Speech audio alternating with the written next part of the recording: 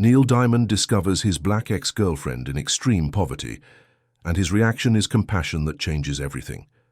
In this video, you'll discover who this woman was that Neil loved before he became famous, why she disappeared from his life for over 50 years, and what Neil did when he found her living on the streets that will restore your faith in humanity. Stay until the end because what happened after their reunion proves that real love never dies. It just transforms into something deeper. New York City, September 2019. Neil Diamond was 78 years old, managing his Parkinson's disease as best he could, and visiting New York for a rare public appearance at a music industry charity event. He had lived in California for decades, but New York, specifically Brooklyn, would always be home. This was where he grew up, where he learned to write songs, where he fell in love for the first time. After the charity event ended, Neil had his driver take him through his old Brooklyn neighborhood. He wanted to see the streets where he used to walk, the buildings where he used to live, the places that shaped him into the songwriter he became. As the car drove slowly through Bedford-Stuyvesant, Neil looked out the window at how much everything had changed. The old buildings were still there, but gentrification had transformed the neighborhood. What used to be a working-class area was now filled with expensive coffee shops and boutique stores. Neil felt a mix of nostalgia and sadness. This wasn't the Brooklyn he remembered. The driver was about to turn onto the highway when Neil saw something that made his heart stop. On the corner of a street, sitting against a building with a cardboard sign and a small cup, was a homeless woman. She was black, probably in her mid-70s, her hair grey and matted, her clothes dirty and worn, but something about her face, even weathered by age and hardship, looked familiar. Neil asked the driver to stop the car. He got out slowly, his Parkinson's making movement difficult, and walked closer to the woman. She had her head down, not making eye contact with the people walking past her on the busy Brooklyn street. Most people ignored her completely, stepping around her like she was part of the sidewalk. Neil stood a few feet away, staring at her face, his mind racing through memories from over 50 years ago. Then the woman looked up, maybe sensing someone standing there, and her eyes met his. For a moment, neither of them moved. Then Neil said quietly, almost a whisper, "Diane?" The woman's eyes widened. Her mouth opened, but no sound came out. She stared at Neil like she was seeing a ghost. Finally, she managed to speak, her voice rough and hoarse. "Neil? Neil Diamond?" Neil felt tears starting to form in his eyes. It was her, Diane Johnson, the girl he had dated in 1961 and 62, before he married Marjorie, before he became famous, before everything changed. Diane had been his girlfriend during one of the most difficult periods of his life, when he was trying to break into the music business and failing at every turn, when he was so poor he sometimes went days without eating, when he seriously considered giving up on his dream and getting a regular job. Neil knelt down next to Diane, ignoring the pain in his knees from the Parkinson's. "Diane, what happened to you? How did you end up here?" Diane looked away, shame written all over her face. "That's a long story, Neil. A long, sad story. You don't want to hear it. You're famous now. You're Neil Diamond. I'm just a homeless woman on a street corner in Brooklyn. We don't belong in the same world anymore." Neil shook his head firmly. "Don't say that. Come on, let me buy you some food. Let's go somewhere we can talk, please." Diane hesitated, looking down at her dirty clothes, her unwashed hair. "Neil, I haven't showered in 3 weeks. I smell bad. I can't go into a restaurant like this." Neil looked around and saw a small diner across the street. He helped Diane stand up, gathered her few belongings, a sleeping bag, a plastic bag with some clothes, and guided her across the street. When they walked into the diner, the hostess looked at them with clear disapproval, especially at Diane. Neil said firmly, "We'd like a booth in the back, please, and we'd appreciate some privacy and respect." His tone made it clear he wasn't asking. The hostess, recognizing Neil Diamond despite his age and the years since he'd been regularly in the public eye, quickly seated them in a back corner booth. Neil ordered coffee and asked Diane what she wanted to eat. She said she wasn't hungry, but her eyes kept darting to the menu. Neil ordered her a full breakfast, eggs, bacon, pancakes, orange juice, everything. When the food came, Diane ate slowly at first, trying to maintain dignity. But then hunger took over and she ate quickly, like someone who hadn't had a real meal in a long time. Neil just watched her, his heart breaking, remembering the beautiful, vibrant young woman she had been over 50 years ago. When Diane finally finished eating and pushed the plate away, she looked at Neil with tears in her eyes. "Thank you. I can't remember the last time someone showed me kindness like that." Neil reached across the table and took her hand. "Diane, tell me what happened. You were going to be a teacher. You were so smart, so talented. How did you end up on the streets?" Diane took a deep breath and began to tell her story. After she and Neil broke up in 1962, she had finished college and become a teacher as planned. She taught elementary school in Harlem for 15 years and loved it. She got married in 1968 to a man named Marcus Johnson. They had 3 children together. Life was good for a while. But in 1977, Marcus died suddenly of a heart attack.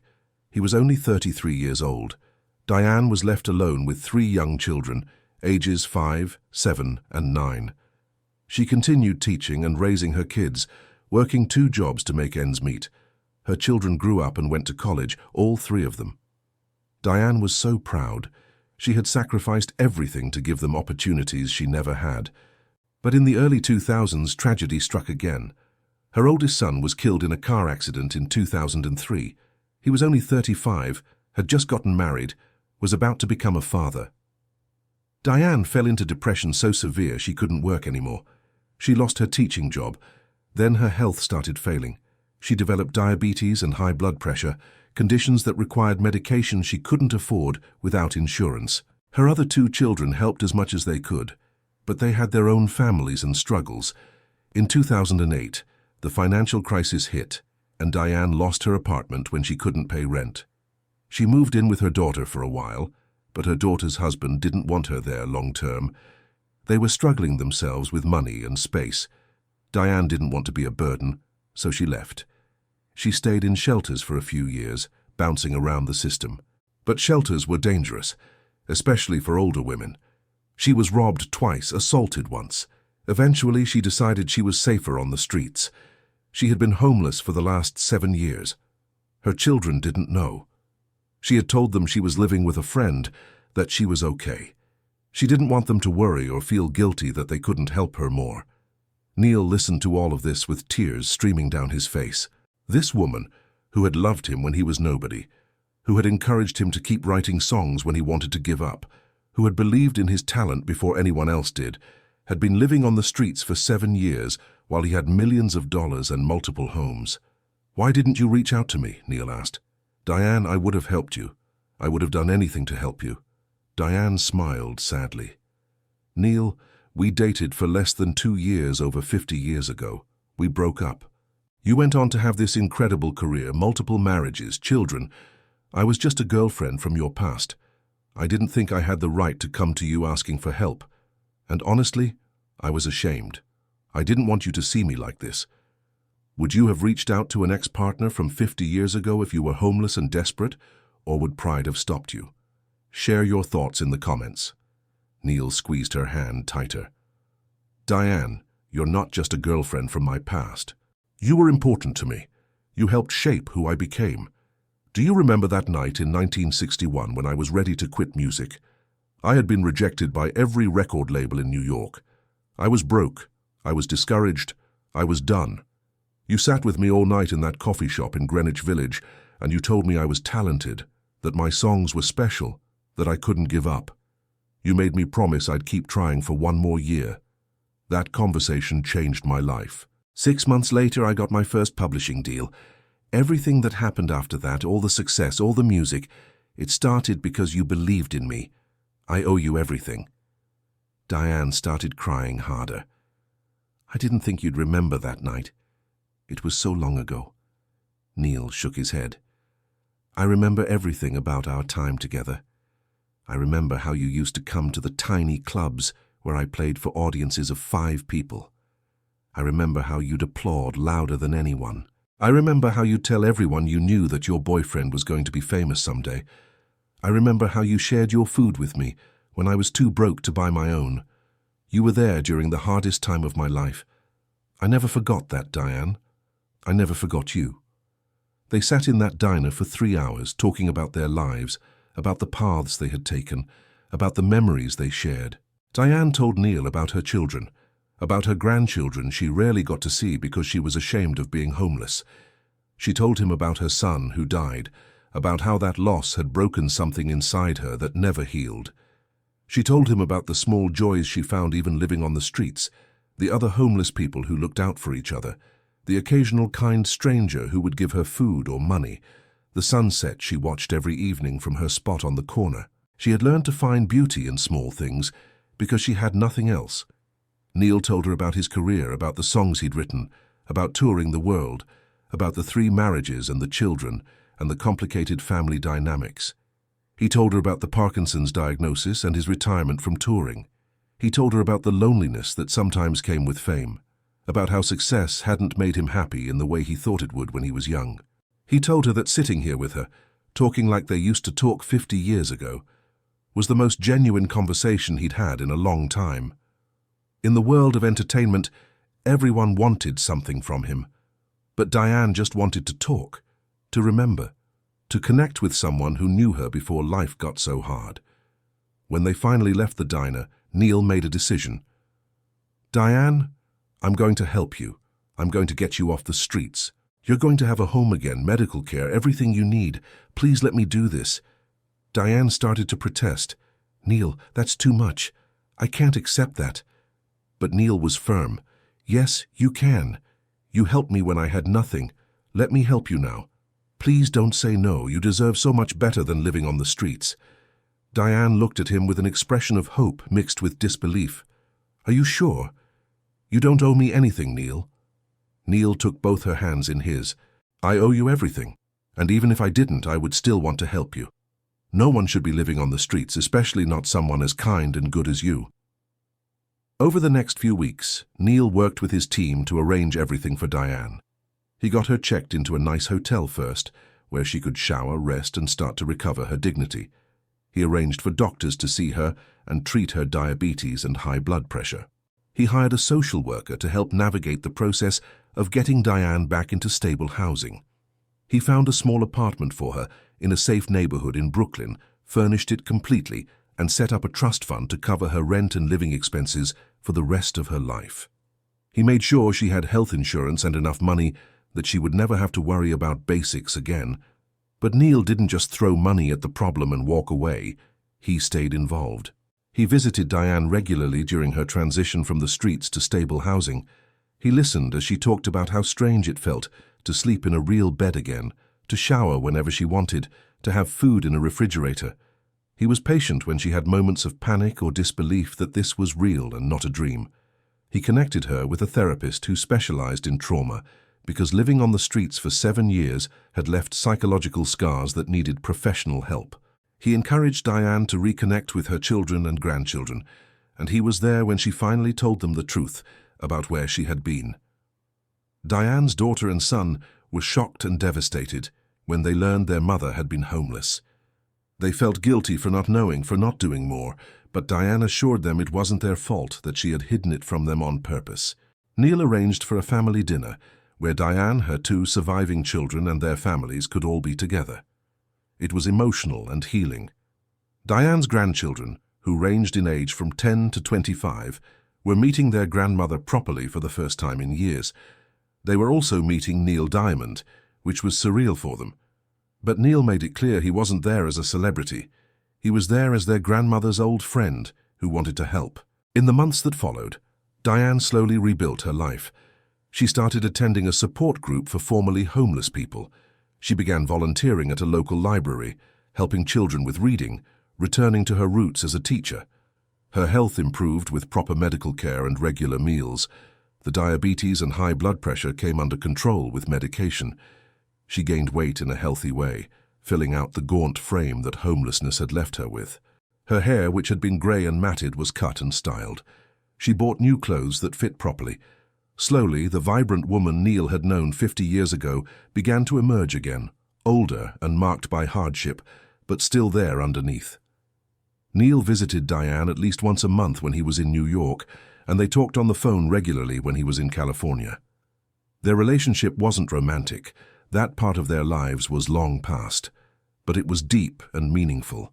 They were two old friends who had reconnected after 50 years and discovered that the bond they had shared when they were young was still there, transformed but real. They could talk for hours about everything and nothing. Diane was one of the few people who knew Neil before he was famous, who could talk to him without any agenda or expectation. That was precious to him. In December of 2019, Neil invited Diane to California for the holidays. She was nervous about flying. She had never been on a plane before, but Neil arranged everything and had someone from his team accompany her on the flight. Diane spent a week at Neil's Malibu home, meeting his wife Katie, seeing how he lived, walking on the beach, experiencing a world that seemed impossible from her corner in Brooklyn. Katie welcomed Diane warmly, understanding that this woman represented an important part of Neil's past and present. They had long conversations about Neil, about life, about resilience. Katie was moved by Diane's story and her grace in the face of everything she had survived. During that visit, Neil took Diane to his home studio and played her some new songs he was working on. One song in particular, called Brooklyn Angel, he explained was inspired by her. It was about a woman who had believed in him when he was young, who had disappeared from his life, and who he had found again decades later. The lyrics talked about regret for not staying in touch, gratitude for her early faith in him, and hope for redemption by helping her now. Diane listened with tears streaming down her face. When the song ended, she hugged Neil tightly and said, "Thank you for not forgetting me. Thank you for seeing me when I was invisible. Thank you for giving me my life back." Neil released Brooklyn Angel as a single in early 2020. He didn't do press about it at first, wanting the song to speak for itself.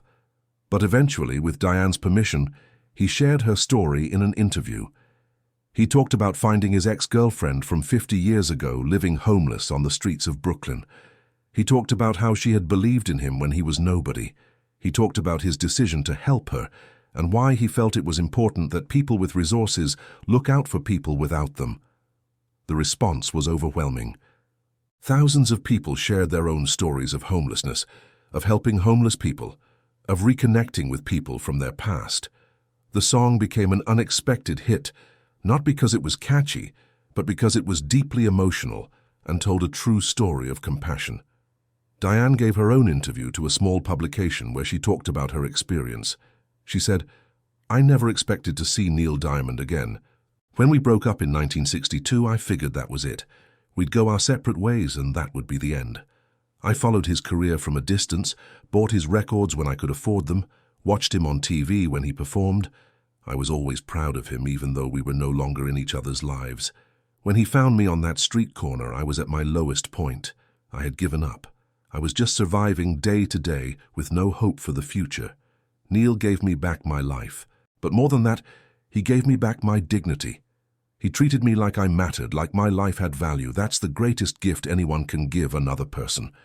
The story of Neil and Diane inspired several charities focused on helping homeless people, particularly homeless seniors, who often fall through the cracks of social services.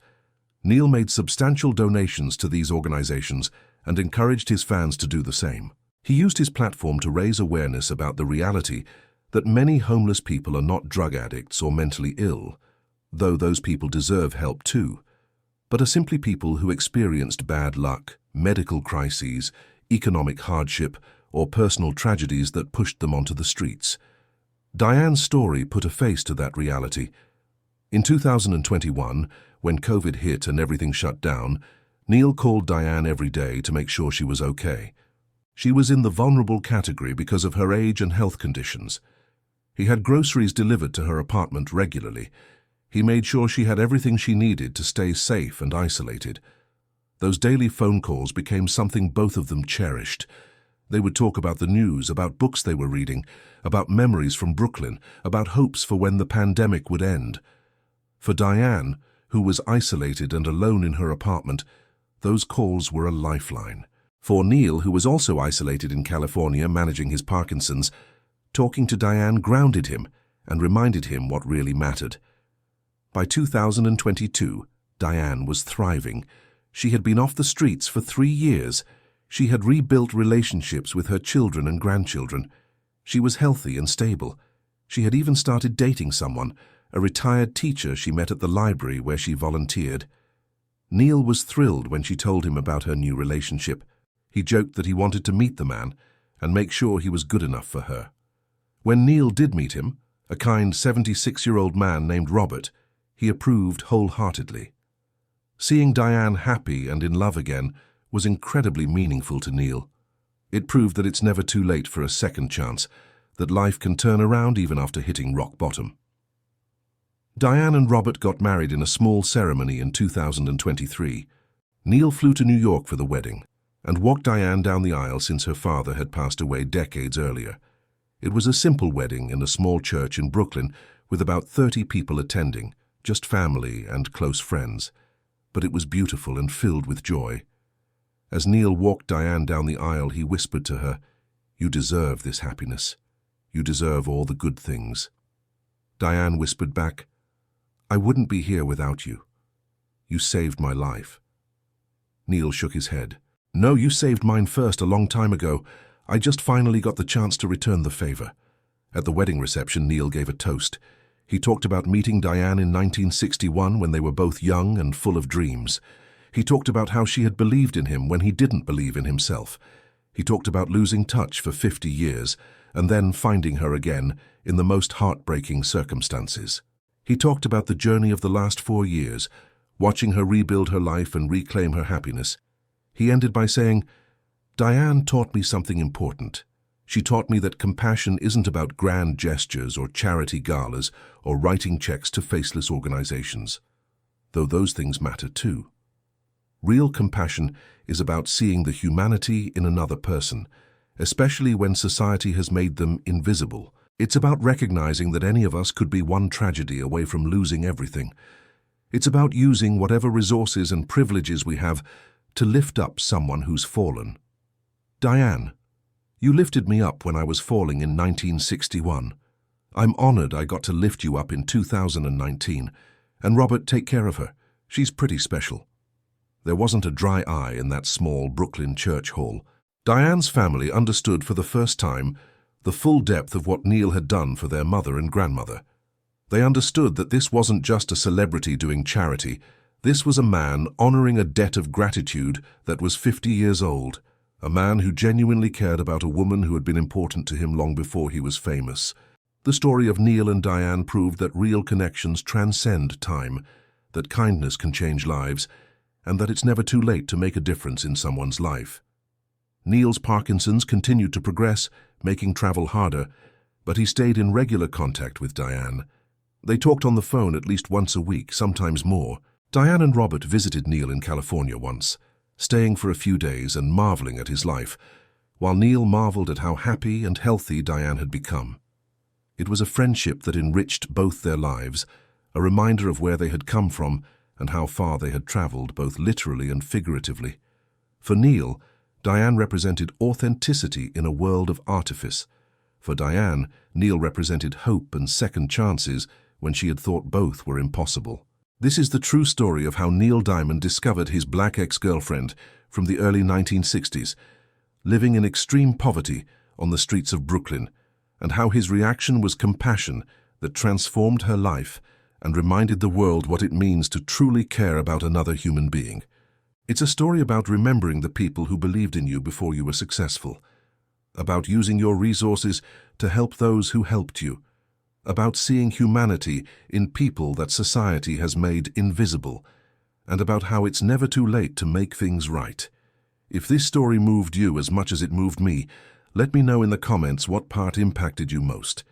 Don't forget to subscribe for more true stories about real people showing extraordinary compassion and kindness. The story of Neil Diamond and Diane Johnson is a testament to the power of gratitude, the importance of helping others when you have the means, and the beautiful truth that real love, even if it's not romantic anymore, can last a lifetime and change everything. Thank you for listening to this story until the very end.